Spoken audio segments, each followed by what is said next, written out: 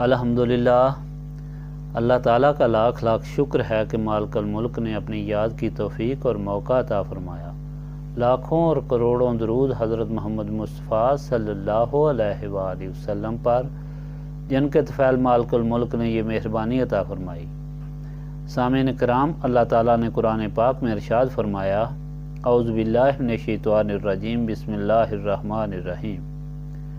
اور اللہ تعالیٰ کی رسی کو سب مل کر مضبوطی سے پکڑو اور جدا جدا نہ ہونا، اور اللہ تعالیٰ کی نعمت کو یاد کرو جب تم آپس میں ایک دوسرے کے دشمن تھے۔ اللہ تعالیٰ نے تمہارے دلوں میں محبت ڈال دی اور تم آپس میں بھائی بھائی بن گئے، اور تم کھڑے تھے دوزخ کے گڑھے کے کنارے، تو اللہ تعالیٰ نے بچا لیا تم کو اس سے۔ اس طرح اللہ تعالیٰ تمہارے سامنے اپنی نشانیاں بیان فرماتا ہے تاکہ تم ہدایت پاؤ۔ اس سے پہلے آپ نے اللہ تعالیٰ کا فرمان سنا تھا کہ اہل کتاب اہل ایمان کے سخت دشمن ہیں، اس لیے وہ سب کچھ جاننے کے باوجود ایمان نہیں لائے اور وہ اس پر اکتفا نہیں کرتے، بلکہ وہ ہر وقت اس کوشش میں رہتے ہیں کہ اہل ایمان خدا سے دور ہوں اور اسی طرح دین اور دنیا میں ذلیل ہوں۔ اسی مقصد کے لیے شاذ ابن قیس نے اوس اور خزرج کی باہمی محبت اور دوستی دیکھی تو جل کر آگ بگولا ہوا، اور ایک نوجوان کو بھیجا کہ ان کی اس محبت والی مجلس میں جنگ لباغ کا ذکر شعروں میں کرے۔ اس شخص نے جب ایسا کیا تو یکدم جنگ تیار ہو گئی۔ لوگوں کو اس جنگ میں اپنے مقتول یاد آ گئے۔ قریب تھا ہزاروں جانیں قتل ہو جاتی اور پھر ہمیشہ کے لیے دشمنی ان میں پیدا ہو جاتی۔ کسی نے حضور نبی پاک صلی اللہ علیہ وآلہ وسلم کی خدمت میں اس واقعہ کی اطلاع دی، اور حضور صلی اللہ علیہ وآلہ وسلم فوراً تشریف فرما ہوئے اور ان دونوں کے درمیان کھڑے ہو گئے اور فرمایا کہ میں تمہارے درمیان موجود ہوں اور تم پھر جہالت کی باتیں کرتے ہو اور اللہ تعالیٰ کا فرمان پڑھتے اور سنتے ہو، اس کے باوجود ایسی حرکت پر تیار ہو گئے ہو۔ حضور پاک کا فرمان اللہ تعالیٰ کا فرمان تھا، جس کا اتنا اثر ہوا کہ لوگوں کے دلوں سے شیطان کا اثر فوراً دور ہو گیا اور انہوں نے ہتھیار پھینک دیے اور زار و قطار رونا شروع کر دیا اور ایک دوسرے کے گلے لگ گئے۔ اس پر فرمان الہی نازل ہوا کہ خبردار، اہل کتاب کی بات مت مانو، اس لیے کہ وہ تمہارے دشمن ہیں، وہ چاہتے ہیں کہ تمہیں ایمان سے نکال کر کفر میں لے جائیں۔ تم اللہ تعالیٰ کی کتاب پڑھو، سمجھو اور اللہ تعالیٰ کے حکم کی اطاعت کرو اور اللہ تعالیٰ کے رسول صلی اللہ علیہ وآلہ وسلم سے نسبت قائم کرو۔ یہی دو چیزیں ہیں، یاد الہی اور نسبت رسولی صلی اللہ علیہ وآلہ وسلم، جو تم کو سیدھے راستے پر قائم رکھیں گی۔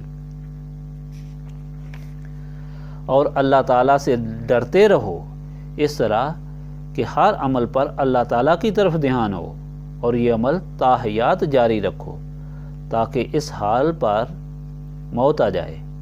ہوش اور فکر کرو تاکہ شیطان کہیں ساری عمر کی محنت ضائع نہ کر دے کہ مرنے سے پہلے تم سے غلط عمل کروا دے۔ اپنی اس مکمل ہدایت کے بعد رب تعالیٰ سخت حکم فرماتا ہے کہ اس ہدایت پر قائم رہنے کے لیے تم اللہ تعالیٰ کی نعمت کو یاد رکھو، اور وہ نعمت یہ ہے کہ تم آپس میں سخت دشمن تھے، تو اللہ تعالیٰ نے اس نعمت کے ذریعے تمہاری دشمنی نکال کر تم میں اتنی باہمی الفت اور محبت ڈال دی کہ تم بھائی بھائی بن گئے۔ ورنہ یاد کرو کہ تمہاری دشمنی اتنی سخت تھی کہ تم باہمی جنگ کے ذریعے دنیا سے رخصت ہو جاتے اور سیدھا دوزخ کی آگ میں تمہارا ٹھکانہ ہوتا۔ اور حکم ہوا کہ اب جب کہ اللہ تعالیٰ نے اپنی نعمت سے تم پر مہربانی فرمائی، اب اس نعمت اور اس مہربانی کو مضبوطی سے پکڑو، جس کے ذریعے سے تم بچے ہو اور بھائی بھائی بنے ہو۔ اب شیطان اور اس کے پیروکاروں کے چنگل میں نہیں جانا اور نہ جدا جدا ہونا، ورنہ اسی جنت کے دوسرے کنارے دوزخ ہے۔ سامعین کرام، اب مقام غور ہے کہ یہ رسی جسے پکڑنے کا حکم ہوا وہ کون سی رسی ہے؟ بظاہر تو یہ معلوم ہوتا ہے کہ کتاب الہی ہے، یا یہ وہ دولت اور نعمت ہے جس نے کتاب الہی ہم کو سمجھائی اور اپنے نور سے دلوں کے زنگ کو دور کر کے منور کیا، اور اللہ تعالیٰ اور اس کی غلامی کی عظمت سینوں میں بٹھائی۔ تاریخ کے اوراق الٹ کر دیکھیں، اللہ تعالیٰ فرما رہا ہے کہ اس نعمت کو یاد کرو، اور جب غور کرو گے تو روز روشن کی طرح یہ حقیقت سامنے ہوگی کہ وہ ذات پاک صرف اور صرف حضور نبی پاک صلی اللہ علیہ وآلہ وسلم کی ہے، کہ جس نے نہ صرف اوس اور خزرج کی 120 سالہ دشمنی کو مٹا کر محبت اور الفت کی نعمت سے مالا مال کر دیا، بلکہ مکہ مکرمہ، مدینہ منورہ، سارے عرب اور ساری دنیا کے مسلمانوں کو ایسے محبت کے رشتے میں پرو دیا جو کبھی نہ ٹوٹنے والا ہے۔ اگر کوئی مشرق کا رہنے والا، امیر ہو یا غریب، کالا ہو یا گورا، اگر وہ محمد عربی صلی اللہ علیہ وآلہ وسلم کا غلام ہو اور دل سے نسبت پاک رکھتا ہو تو وہ ایک دوسرے کو بھائی سے بھی زیادہ عزیز رکھتے ہیں۔ معلوم یہ ہوا کہ نسبت رسولی صلی اللہ علیہ وآلہ وسلم باہمی الفت و محبت، اتحاد و تنظیم اور باایمان زندگی اور موت کے لیے بس ضروری ہے، اور جو لوگ اس نسبت سے محروم ہوتے ہیں وہ نفس پرستی کا شکار ہو جاتے ہیں، وہ شیطان اور شیطان کے پیروکاروں کی زد میں آ کر تباہ ہو جاتے ہیں۔ یہ ایک ایسی حقیقت ہے کہ جس کا ثبوت تاریخ کے اوراق میں موجود ہے۔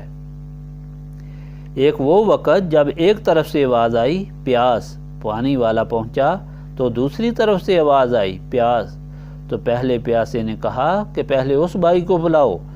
جب اس کے پاس پانی والا پہنچا تو تیسری طرف سے آواز آئی پیاس، تو اس نے کہا کہ میرے اس بھائی کو پہلے پانی دو اور میرے اس پیارے بھائی کی پیاس بجھاؤ۔ جب اس کے پاس پانی والا پہنچا تو چوتھی طرف سے آواز آئی پیاس، تو اس تیسرے پیاسے نے کہا کہ میرے اس پیارے بھائی کی پیاس بجھاؤ۔ جب پانی لے کر چوتھے کے پاس پہنچا تو وہ شہید ہو چکا تھا۔ پھر پانی والا جب واپس تیسرے کے پاس پہنچا تو وہ بھی شہید ہو چکا تھا، اور جب دوسرے کی طرف آیا تو وہ بھی شہید ہو چکا تھا، اور جب پہلے کے پاس آیا تو وہ بھی شہید ہو چکا تھا۔ یہ کیا چیز تھی کہ پیاس کی وجہ سے جان بے لب بھی ہو اور آخری وقت بھی ہو، پھر بھی دوسرے کو عزیزتر رکھنا، یہ باہمی بے مثل الفت تھی، اس لیے کہ سب ایک رسی کو پکڑے ہوئے تھے۔ یہ رسی کون سی تھی؟ یہ نسبت رسولی صلی اللہ علیہ وآلہ وسلم تھی۔ آج مسلمان ایک دوسرے سے لڑتے ہیں اور معمولی باتوں پر ایک دوسرے کی جان لینے کے لیے تیار ہو جاتے ہیں۔ یہ مسلمان قرآن پاک بھی پڑھتے ہیں، اللہ تعالیٰ کو بھی مانتے ہیں، یہ امت رسول صلی اللہ علیہ وآلہ وسلم بھی ہے، اور ان میں عالم بھی ہیں، عابد بھی ہیں، مگر ایک دوسرے کے خون کے لیے دن رات کوشاں ہیں۔ یہ صرف نسبت رسولی صلی اللہ علیہ وآلہ وسلم سے محرومی کی وجہ سے ہے۔ وہ اللہ تعالیٰ کی نعمت جس نے سب کو جوڑ دیا، آج اسی ذات پاک کے ساتھ قلبی تعلق سے محروم ہیں۔ اگر آج بھی صدق دل سے نسبت رسولی صلی اللہ علیہ وآلہ وسلم اختیار کی جائے تو یقیناً وہی الفت اور محبت لوٹ آئے گی، کیونکہ وہی اللہ تعالیٰ ہے، وہی اس کی کتاب ہے، وہی اسلام اس کا دین ہے، اور اسے رسول پاک صلی اللہ علیہ وآلہ وسلم کی امت میں ہیں، صرف نسبت رسولی صلی اللہ علیہ وآلہ وسلم سے محرومی ہے۔ اسی وجہ سے یہاں دن رات نسبت رسولی صلی اللہ علیہ وآلہ وسلم کی تبلیغ کی جاتی ہے کہ دونوں جہانوں کی تکالیف سے نجات چاہنے والوں اور دونوں جہانوں کی خوشیوں کے طالبوں، نسبت رسولی صلی اللہ علیہ وآلہ وسلم حاصل کرو تو یہ مقصد حاصل ہوگا، اور اس مقصد کے لیے سینے صاف کرو، اور سینے صاف کرنے کے لیے یاد الہی کرو۔ یہی اس محفل کا مدعا ہے۔ استغفر اللہ العظیم الذی لا الہ الا هو الحی القیوم واتوب الیہ۔ استغفر اللہ العظیم الذی لا الہ الا هو الحی القیوم واتوب الیہ۔ استغفر اللہ العظیم الذی لا الہ الا هو الحی القیوم واتوب الیہ۔